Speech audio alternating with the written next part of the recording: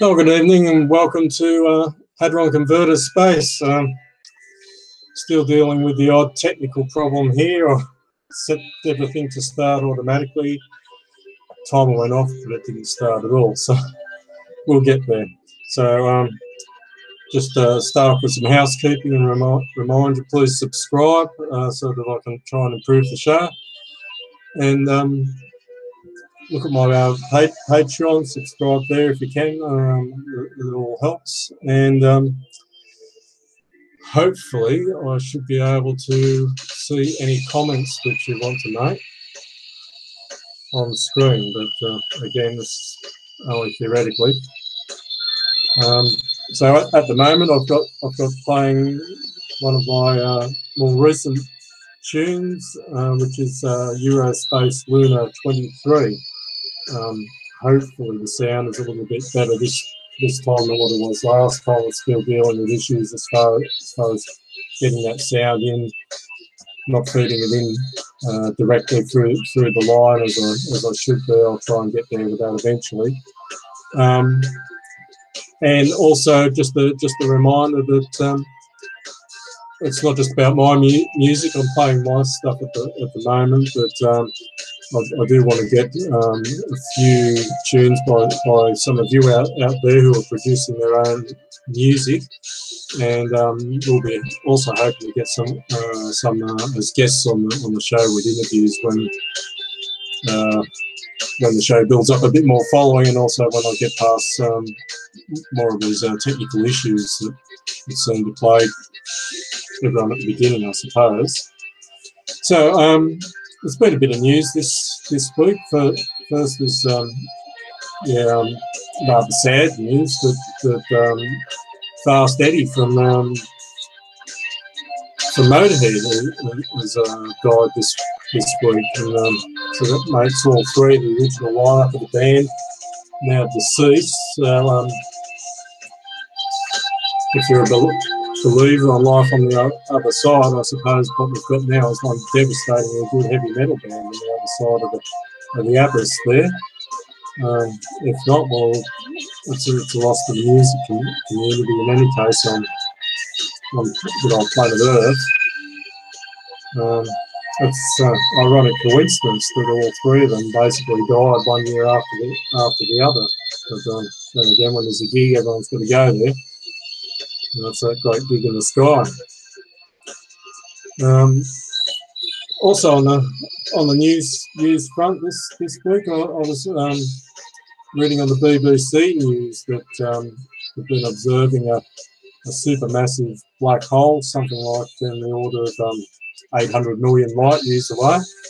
It's just let out a gigantic burp, as they described it. It's just sucked in a huge mass of gas and whatever, and let off a big beam of X-rays in the process. Apparently it did that 100,000 years ago, which is not long between meals for a black hole.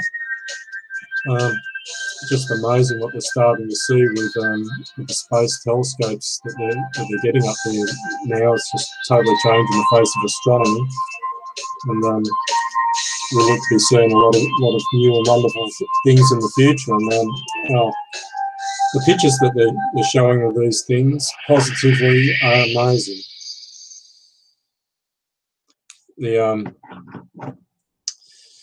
The ability to get the images they've got now are just massive camera lenses in perfectly black space, even temperatures, and no issues about tracking or exposure times or things like that.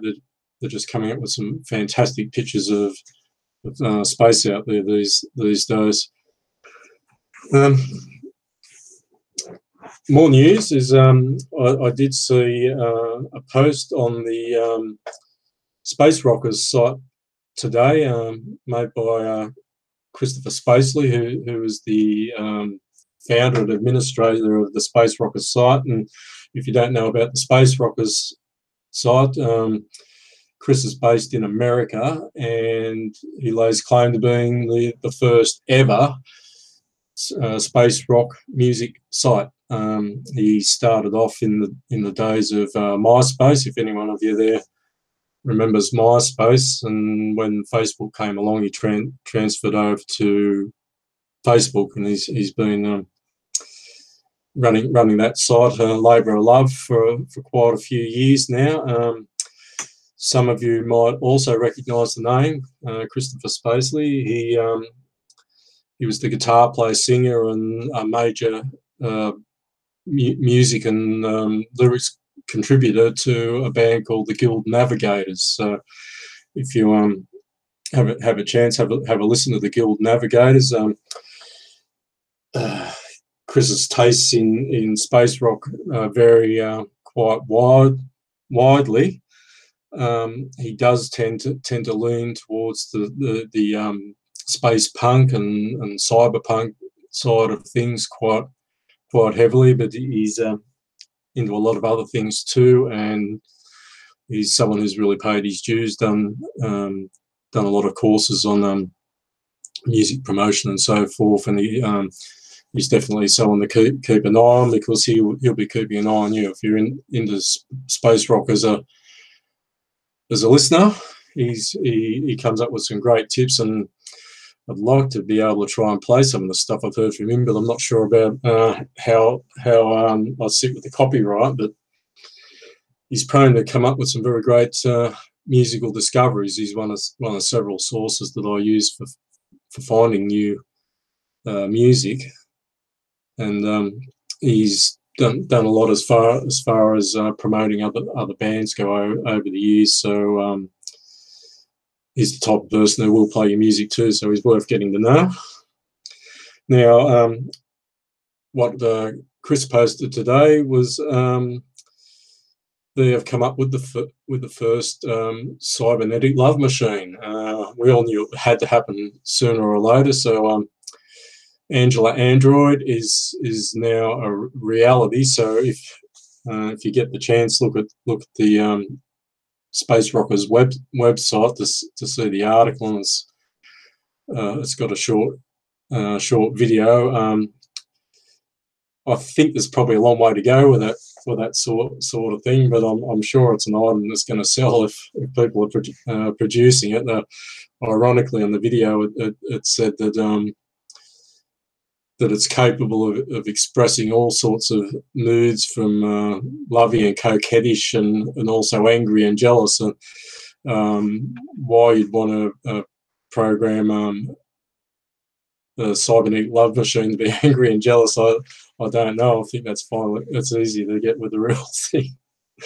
But we'll really have to see how that one goes in the future. I always like to throw in a little bit about science, but also like to talk a little bit about sci-fi as well. And there was a movie many years ago, I think it was called Cherry 3000, and that was the subject of the movie. A man in that movie had the perfect love machine robot, and unfortunately for him, at the start of the movie, he got down and dirty, as it were, in the kitchen while his very obedient robot was doing the dishes. And they were making love in the suds, and somehow a bit of water got into her electrics, and that was the end of that. And these robots were very, very much irreplaceable. So when he found out that he couldn't replace her, he went to the pub to pick up, and in the future, picking up at the pub is even more difficult than probably it is now. In that it was a bit of a triangle there. You had a man, a woman, and a lawyer, and they had to come up with some sort of agreed contract, satisfaction guaranteed, and things like that. So the flirting stage was fraught with legal technicalities and problems, and that turned out to be a little bit too much for him, and he found out that there was reputedly spare parts that he could get for his Cherry 3000 out in the desert Badlands, and so he hired a guide to take him out there who happened to be a female. And after many trials, tribulations, and adventures, he did end up finding the bits and pieces that he needed. But by then, he'd already formed a romantic attachment with his guide, so just put him in a drawer for the future, I suppose. Such as love in the future, apparently. On the other scale, on a bit of news, a bit of music news. It's not actually new news. To any of you Ozric Tentacles fans out there, it's probably old news. But a few weeks ago, Ozric Tentacles, in its alternate ego as Nodens Ictus, released a new album called The Cosmic Key. They do have a teaser available on Bandcamp, so if you do look up Nodens Ictus on a Bandcamp and Cosmic Key, you should be able to find them. And when I say a teaser, in this day and age, it's quite common for bands to give you a 30-second teaser to give you a bit of a taste as to what the music's like. Well, forget about that with Ozric Tentacles. They're giving you a really decent long track there. You get about 12 minutes or something like that of one of their tracks on the album, which is I must say pretty typical from Ed Wynn, who seems to have managed to be in show business for many years now and still hasn't lost any of his coolness, for want of a better word. I don't know about the rest of you, but I find him intrinsically cool. He's been doing a few things on YouTube recently, I've noticed, where he's actually very clearly demonstrating some of the parts for the guitar for previous Ozric Tentacles songs. And I'll say songs that usually don't have any vocals, but he's showed very clearly the guitar neck. So if you're an experienced guitar player, you can actually pick up quite a lot from what he's done. It's pretty much pentatonic all the way with modal scales thrown in, as you'd expect. And it's really quite amazing to watch him doing it, really, how much sound he gets out of the thing with so little effort. And the man's got such a finger spread from a musician's, but I play the guitar too, and I've got sort of longish fingers. But Ed Wynn, I swear he could play an open chord and bar on the 12th fret with his pinky. He's got such long fingers and big hands, perfect hands for guitar. Nodens Ictus, they've been around for a while. He did first form the band around about 1986, I think it was, and still going. Every now and then they get together and come up with some things. And these days he's got Silas Neptune playing with him on the keys. Silas Neptune is his son, apparently. You wouldn't guess it from the name, but you would guess it from the appearance. I know myself. I don't know everything there is to know about Ozric Tentacles by any means. I only really discovered the band pretty late in the piece myself. Usual way, I was having one of my YouTube moments, and I was looking at some Hawkwind stuff on YouTube and just saw Ozric Tentacles in the list while I was also looking for Porcupine Tree, and thought, oh, I'll have a listen to them. I'd heard Ozric Tentacles mentioned a few times on the Hawkwind site, and I wasn't the least bit disappointed. So if you haven't listened to Ozric Tentacles yet, I would recommend that you do. And Nodens Ictus as well, very similar. But looking at some of their live stuff that they've recently put out, I did sort of think, the synth player there bared a strong resemblance to him, and now it sort of all adds up. Of course, he bears a resemblance. It's his son. So there you have it.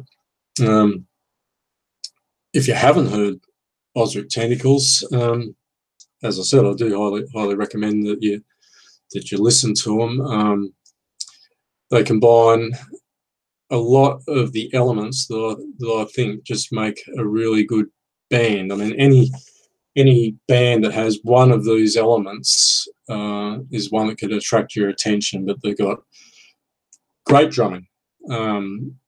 They've had a variety of different drummers go through the group over the years, and they also do make use of drum machines and arpeggiators to add to the rhythm as well. But always very interesting rhythms going on with the group. He dares, or I should say, they dare to use lots of weird and unusual time signatures, very often taken from local folk music from various places from around the world. A lot of the music has a flavour, an ethnic sort of flavour. So very interesting rhythms, really thumpy, solid bass. Originally Edwin's brother, Rolly, I believe it was, played bass, but he died unfortunately a few years back. Life was a little bit too much for him. In recent years, Edwin's wife was playing bass. Recently, over the last few months, I think there's been something different going on with the band. I wouldn't go out on a limb and say what, but it looks like Ed's heading in some different directions, and I think that putting out something with Nodens Ictus is probably indicative of him going back to doing something while he's waiting to go on to do something else. Just that coupled with what he's been doing recently with the YouTube videos and that sort of thing, it looks like he's going back and regrouping and rethinking things, and who knows where it goes from there. But coupled with the great rhythms that you've got with Ozric Tentacles is the fantastic guitar work. He's a great guitar player, and I think he'd probably be one of my favourite guitar players who is currently playing. It's just very interesting listening to what he does. Great use of effects, cascading scales, and interesting rhythms again. And coupled with that, Ed's not just a guitar player, he's a synthesizer player, quite an accomplished one. I have many times mentioned the sounds that he gets out of his synthesizers are so great. I just it led me to thinking, how is he doing this, and what is he using to do it with? And I know he's using an old D-series Roland, but a lot of the stuff is coming from a Supernova 2. And as soon as I realised I could see he was often playing on this thing. I mean, he's got a nest of synthesizers. He uses other things as well, but you see him constantly going back to this lovely blue Novation Supernova, and in at least one gig that I saw him with, that they were running two. I mean, two Supernova. I can't even get one.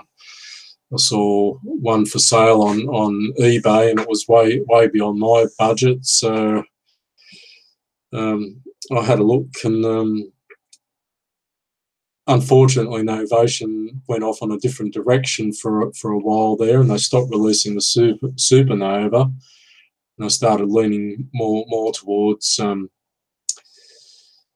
things like the Launchpad and things like that are more for the modern era, the clubby music and DJs and so forth.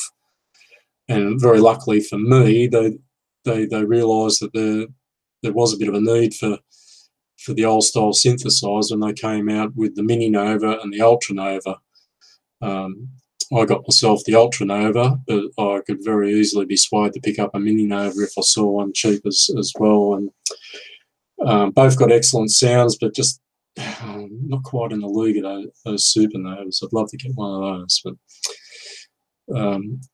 so when you put this package together with Ozric Tentacles, just excellent rhythms, which I think is great for a band. Really nice thumping, driving bass in it is also good. Really kicks you in the guts, and excellent lead guitar and really interesting melodies going on with the lead guitar, coupled with lead going on the synth. Because when Ed's not playing lead on the guitar, he's playing lead on the synth, and apart from that, he's not the only synth player involved with the band.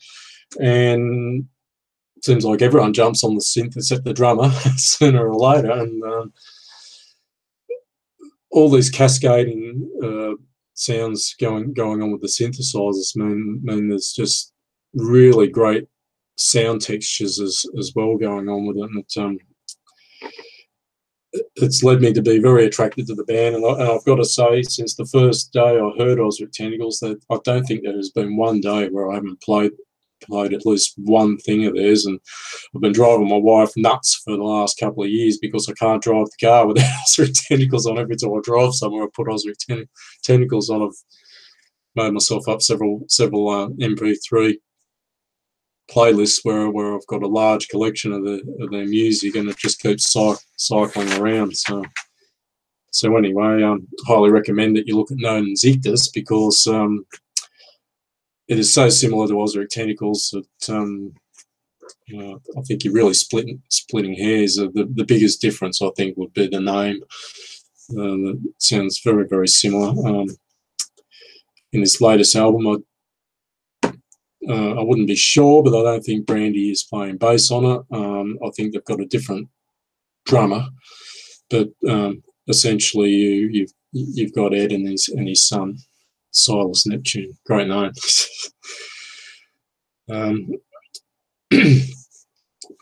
So going on further, and another thing that I was reading from Chris basically during the week was he was a bit on his soapbox about Krautrok, and why is it Krautrok, and he doesn't really like the name. And I know my wife doesn't like the name either. She's German, and she sort of finds it mildly offensive. But on the other side of things, I also know a few Krautrockers who are proud to call themselves such. So Christian Jaeger from Space Debris, for instance, he's got no problem calling their band Krautrock or anything like that. So it's sort of what's in a name. And some of the comparisons were coming up, what is the difference between space rock and krautrock? Well, I think at the end of the day, space rock covers a huge area, because there's a lot of subgenres involved with space rock, and I think the very nature of space rockers, they are a bit anarchistic and a bit alternative lifestyle and so forth, and I don't think they like being put into a box or into a basket. I say that as one of you.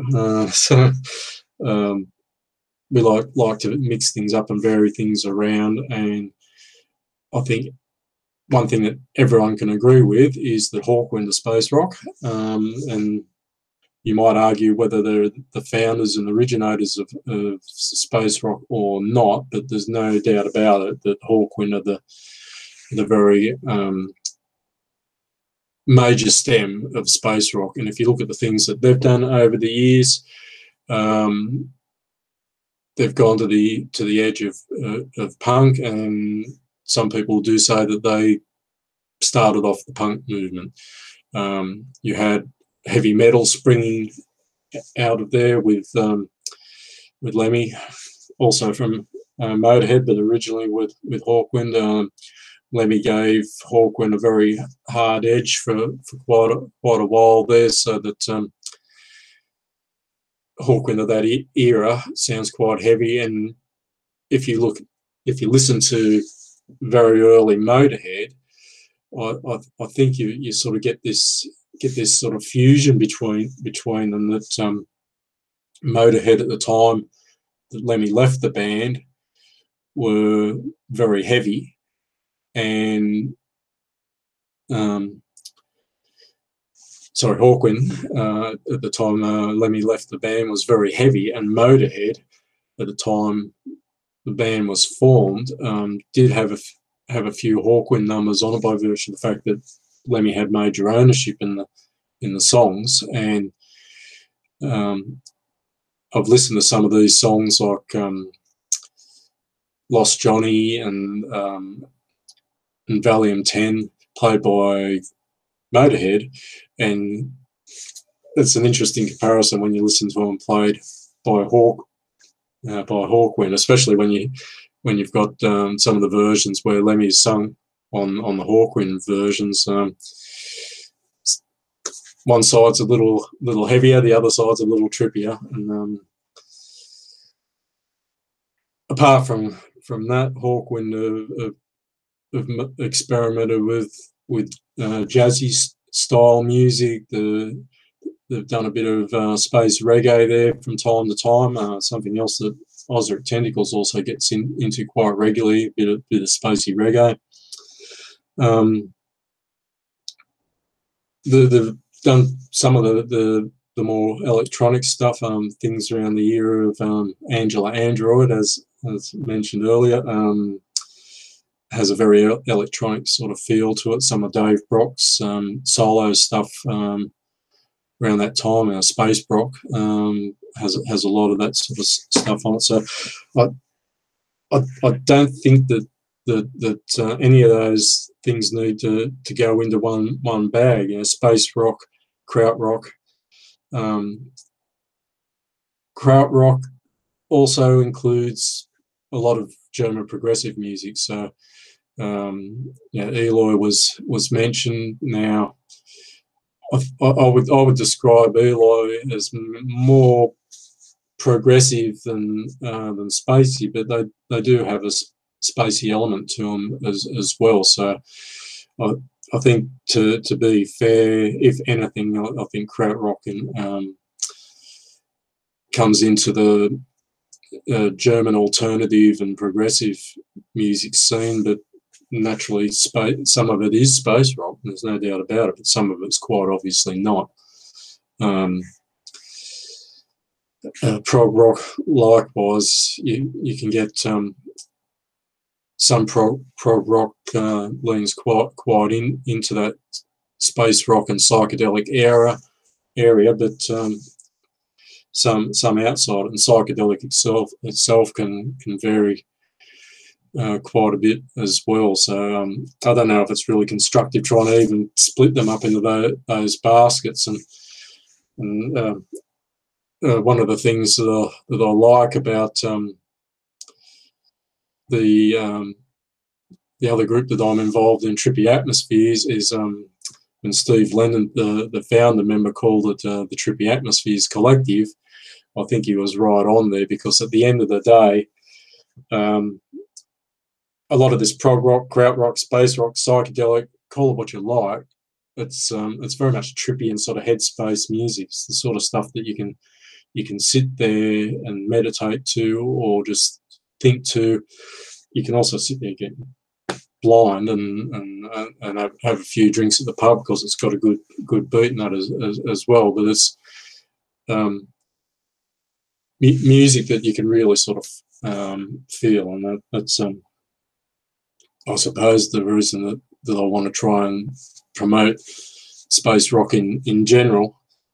And that comes back to you people. A lot of you are space rock musicians yourself. You're trippy music makers. You might consider yourself prog rock. I do know that we've got some German listeners here. I'm in Germany myself, and got a few friends in the German space rock scene.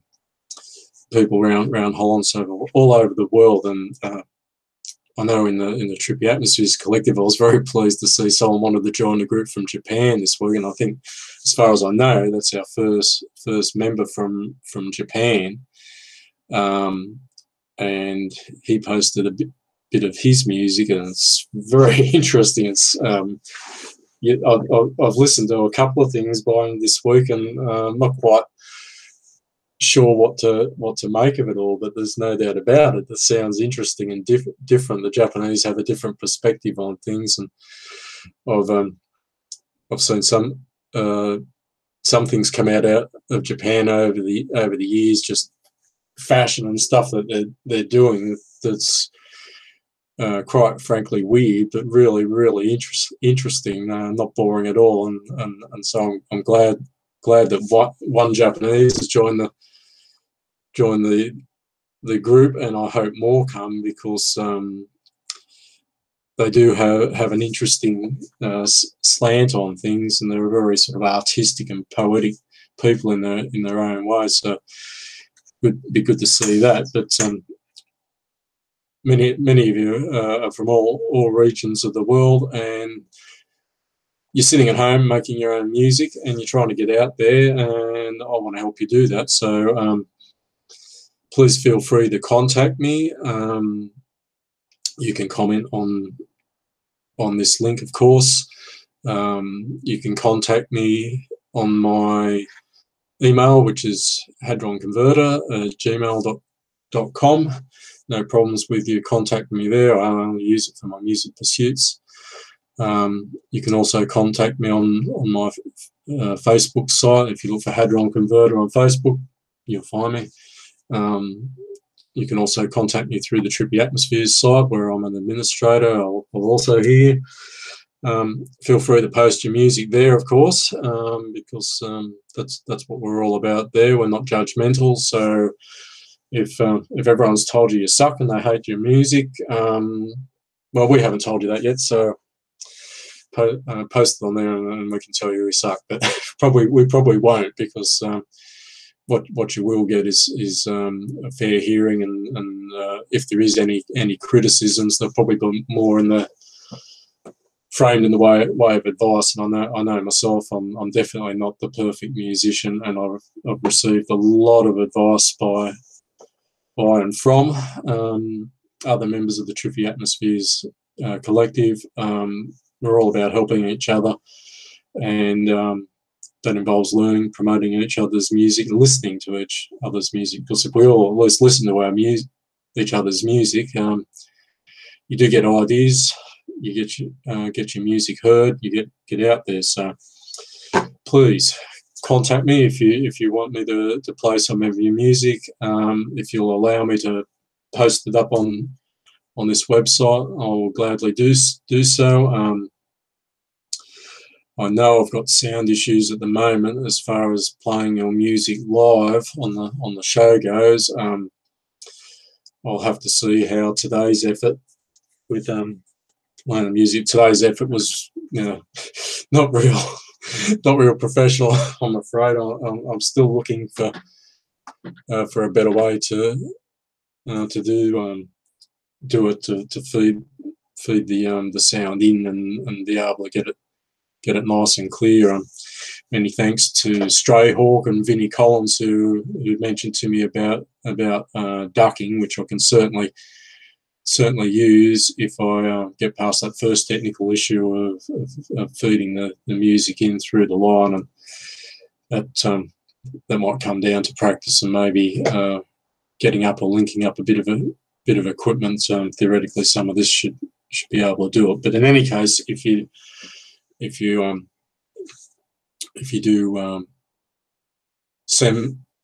organise with me to send some of your music files, I'll have a listen, and I'll try to post them on this YouTube site as well, so that people can look down the playlist and have a listen to your things directly, and you can get out there. And always interested in hearing any information or advice from you. If you know of something that's going on, if you're saying, oh, we never talked about this, well, maybe if I haven't talked about something that's particularly burning under your tongue, it's perhaps because I haven't heard about it. So let me know. And any advice as far as content for the show or topics that I can get into is always welcomed. And yeah, hopefully we can build this up to be a better show. And in the future too, I'd like to try and get some live guests on. Haven't tried that yet, but theoretically, all I have to do is invite other people to this conversation, and then I can get people in on an interview. So I wouldn't mind doing a bit of that in the future as well. And certainly in the future, I'd like to be able to play more than just my music on this site. So anyone gives me permission, I can do that. So that's the big invite, and that's probably about it for the show this week. Coming up a bit short on things. I was a bit stunned still by hearing that Fast Eddie died. I mean, we've all got to die sooner or later, but he was a bit on the young side, and also losing Phil Taylor and Lemmy Kilminster and Fast Eddie 1 year after the other. It's Fast Eddie Clark been the last of them to survive, but 1 year after the other, it's fairly extreme. And it's been a little like that with rock and roll the last couple of years. I suppose I would compare the last couple of years. It started with Lemmy dying, and then just one star after another died. It pretty well reminds me of 1970, where in this 1 year in 1970, you had the Beatles splitting up, and Janis Joplin dying, and Jimi Hendrix dying, and it was really sort of like the year the music died. Just a lot happened in a very short period of time, and we've been sort of living through the same sort of period since the beginning of end of 2015, beginning of 2016. There's been a hell of a lot of the stars just dropping off the arena, which is a bit of a shame, because also in the terms of mainstream rock, there's not much in the way of the traditional rock stars around. It's a bit of a different thing now, and I'm not saying that all the music today is rubbish, but it's certainly not quite the same impact watching someone dance behind a computer terminal than it was watching someone playing an instrument, a real live instrument. So I think we'll sort of be missing that in the future, and I hope that it swings more back to a bit of live music, but at least in our genre, there seems to be a bit of a mixture of that going on. We've certainly got a lot of you out there, I know, have got your chains of synthesizers all put together, and do a lot on computer and things like that with your production. But there's also quite a lot still playing the traditional guitar. And if you'll forgive me for giving my music a bit of a plug again, I like to mix it up as well. I spend a lot of my time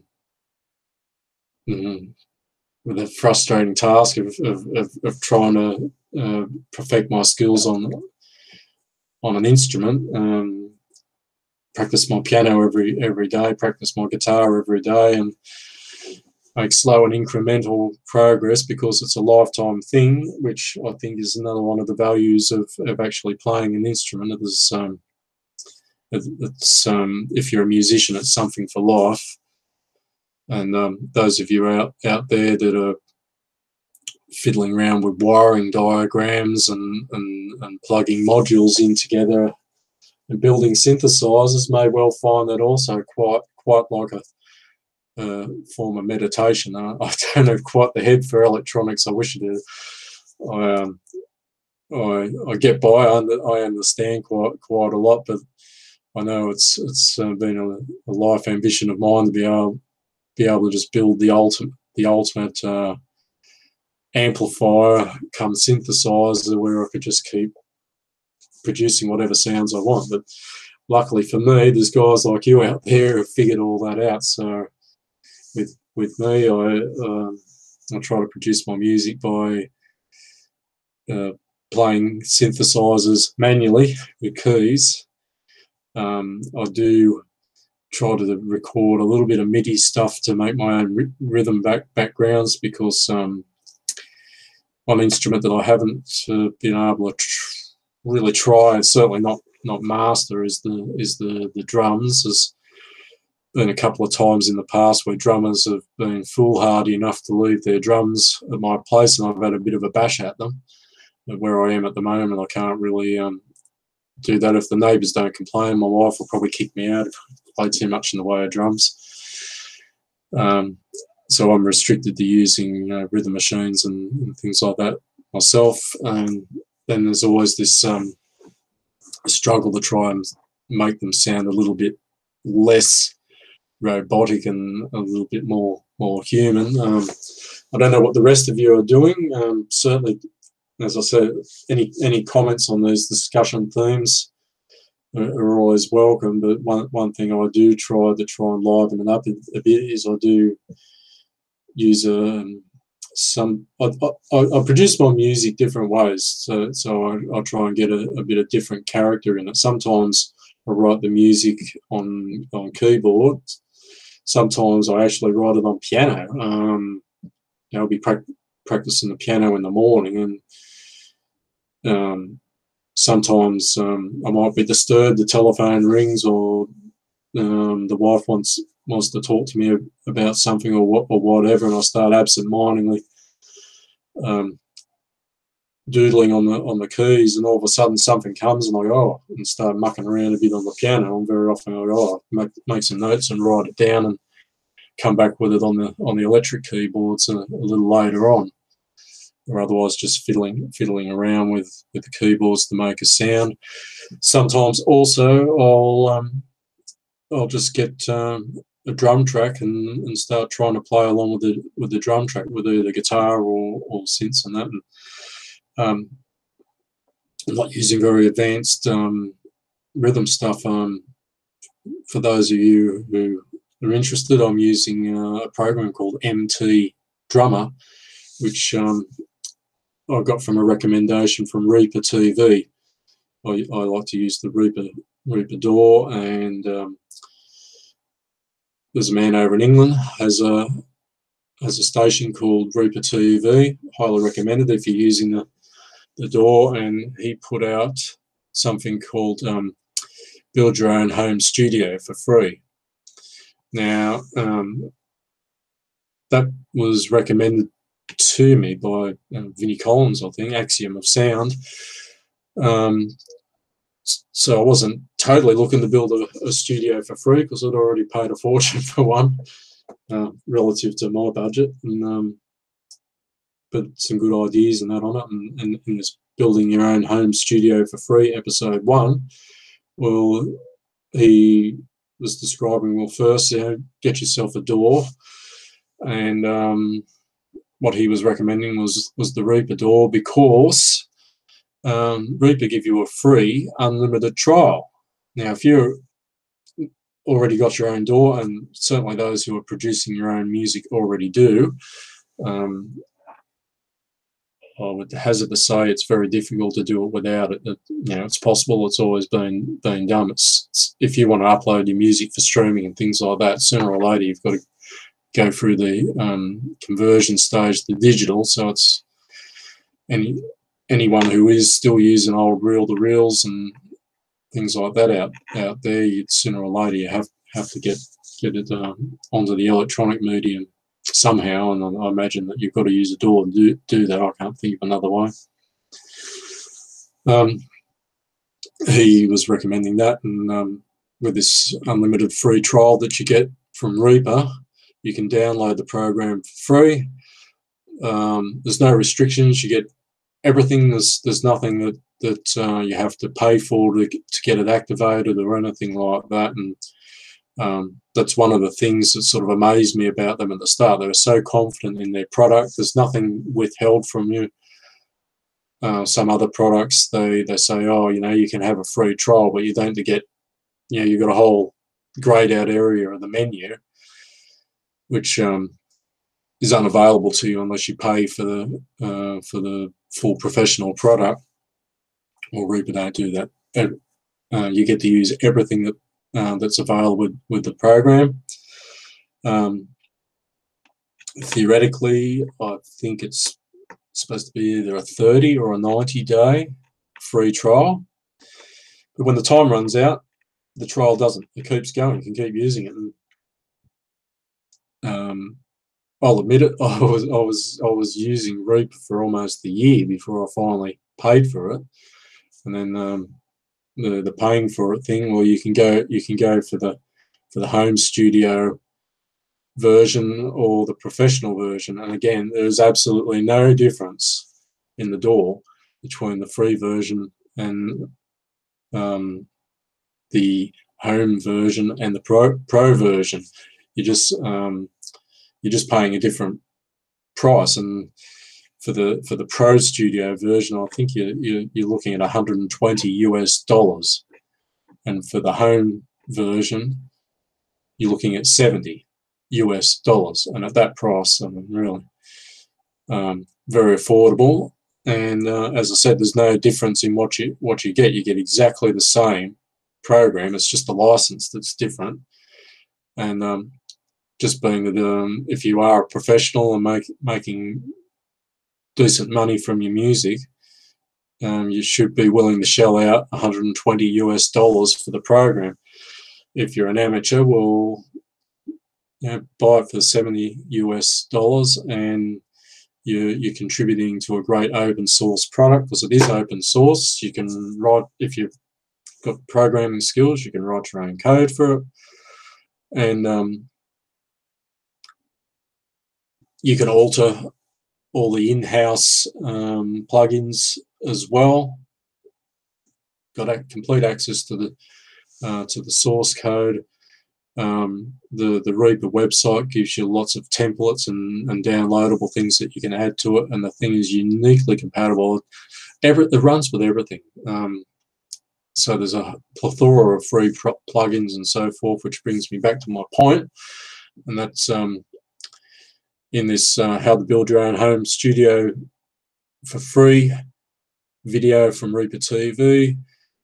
He was recommending various VSTs and plugins that you can use to get yourself started, and in the comments on the post he has the links for doing them. And one of the things he was recommending was MT Drummer. It's a free program, and it's basically very similar to Easy Drummer, if you've heard that. Easy Drummer is obviously a much better program, but MT Drummer is like a very, very basic version of that Easy Drummer, and for most of us, it's probably all right. And certainly, if you do have intermediate skills with the computer or more, there is a lot of things that you can do with both MT Drummer and Reaper as far as producing your own drum sounds go. So there is another Reaper video program, which you can find the links to that on the Reaper website. You just type in Reaper, Kokos Reaper. Kokos as in the rooster, that's their symbol, is a rooster. and I'm always getting the name of the program mixed up. I'm going to have to write it down next time. I'm starting to lose it up here, I think, sometimes. But is it Reaper Insanity? Or I'm always getting it mixed up because of the Hawkwind song Reaper Madness. It sounds so similar. And the other thing is they've got usually they've got a thumbnail picture of a 50s sort of looking woman holding a joint, which comes straight from the Reaper Madness film, if any of you have seen it. So I tend to make the association. But it's a site run by Kenny Joyer, and he's got heaps of very detailed information about how to use the Reaper program, and I know at least one of those programs he's gone on to describe how you can find or create your own drum or hit samples, make a library file of those, and then use the existing drum program that you've got. Use Reaper to drive the MIDI and get Reaper to actually select the drum sample from your library. So, in other words, if you are a drummer, or if you do have a set of drums, if you're a shit drummer like me,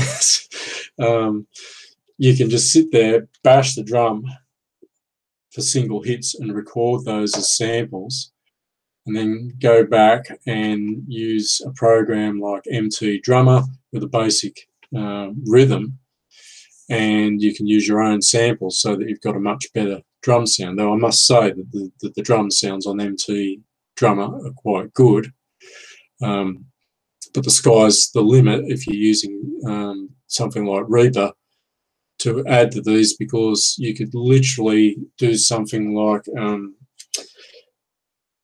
here in Germany there's a couple of very good music shops, and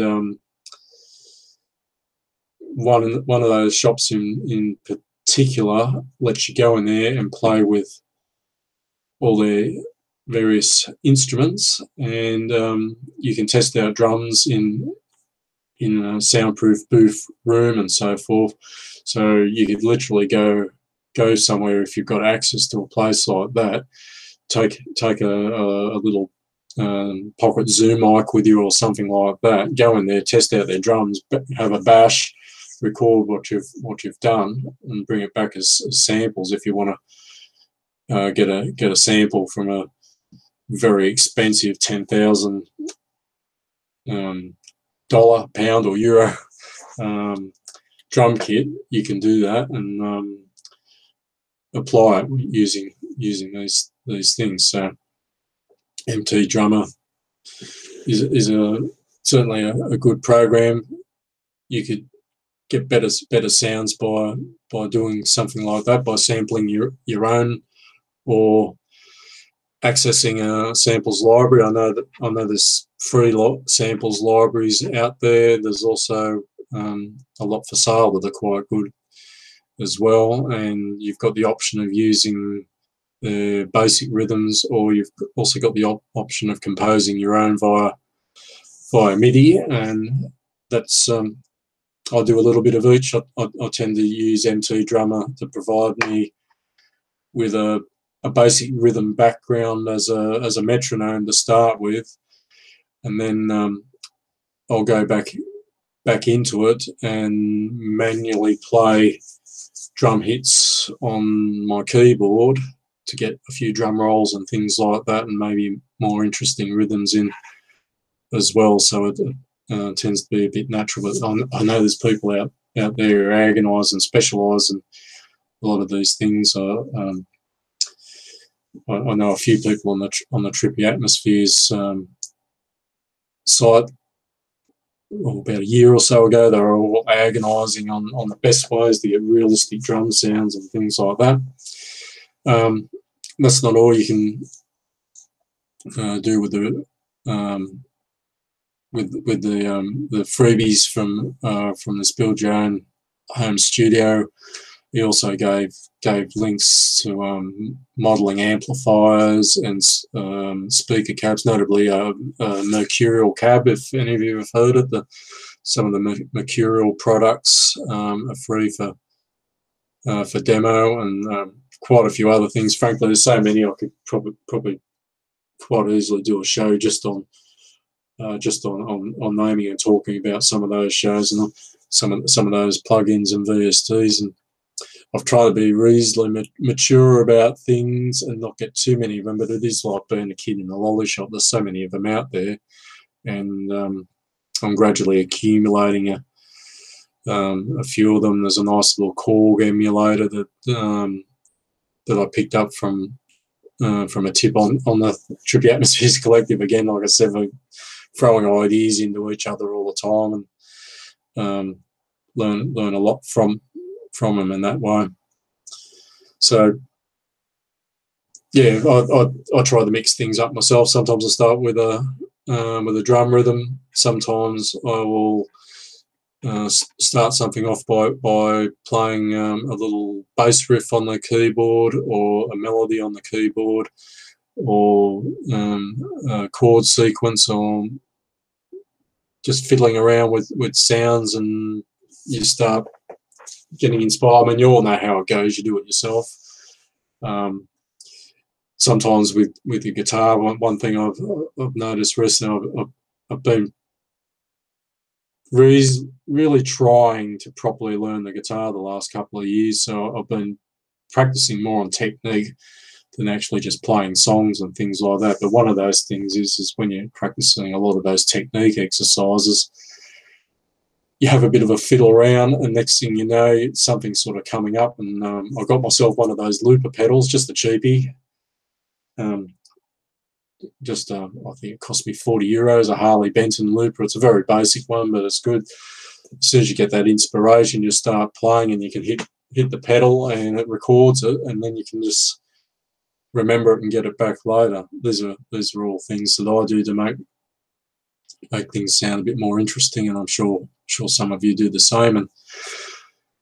And interested in hearing how you do some of these things in your comments and that as well. And as I said, I will be trying to talk to a few people and interview them, and as the year progresses, and as I get more viewers on the show. So I've probably talked enough. That show's come to about an hour, and that's really what I like to do. There's frankly so much to talk about. I think sometimes I could just rabbit on for hours on end, and it'd be great if I could actually be sitting in the same room with some of you, so that we could have a few beers or whatever, and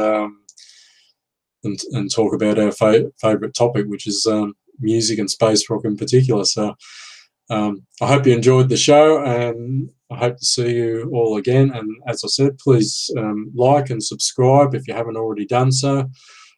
Thank you for those of you who did give me a like and subscribe to me last week. Much appreciated that you're supporting me, and I'm hoping that we can do that. We can build this thing up for us, particularly you Trippy Atmospheres Collective people out there, because I do post this link on the site, because I've had contact with a lot of you for the last 3 years now, and it'd be great if we could all sort of get together and throw a few ideas around, sound ideas around, and perhaps link a few of you up together, because another thing about the site is doing collaborations. I've done some collaborations with people there, so just as we are at the end of the show, big hello to Sandy Crow, who I know is watching at the moment. I have done a couple of collaborations with Sandy, one of which I struggle to say. I think it's Psycho Surfers Surf the Psycho Surf. You'll have to correct me there, Sandy. I'm always forgetting the title, but Sandy came up with that one, and he asked me if I'd like to have a bit of a play along with it. So I did a bit of a Fender Rhodes piano accompaniment and threw a bit in from the Novation sounds to get a swirly C effect with it, and maybe I could try and post that up on the site at some stage too for you to have a listen to, because I know that was quite popular, went down quite well, and they actually got quite a lot of airplay on Sydney Radio last summer, because Sandy and I both know a DJ, Sydney Sounds there, and he was playing it a bit, and it was going down quite well over the Sydney summer. And also I've done quite a lot of collaboration with Strayhawk, who I spoke about last week. I recommend that you look at his website, because he would be the major person to look at if you want to look at videos with Hawkwind songs. He's devoted a lot of time and effort to doing it, and comes up with some great visual images to go with the songs. And there's a few other people who I've done minor collaborations with on the group, and people have helped me out. Thank you to Steve Lennon, who's helped me to do the mixing on quite a few of my early things. He tidied things up for me and made it sound quite a lot better than I could have myself. And the list goes on. I'll try to mention you all, and as time goes on. Chris Spacely, I already mentioned, he's been very supportive of my music over the years, and given the odd bit of advice here as well. And I'm hoping that this year we'll be hearing and seeing a bit more from Chris, because there has been rumours that the Guild Navigators will be reforming, which will be a good thing indeed. They were a very driving band for a while there, and it's a shame that they're in a bit of a hiatus, but it'd be good to get them back together again. And of course, I am planning a future collaboration with a number of members of the group. I won't say anything at this stage, because it's still in the early negotiations, but I'm hoping to do that soon. So anyway, I'll see you at the same time next Friday night, and we'll have another chat about space rock. Have a good evening.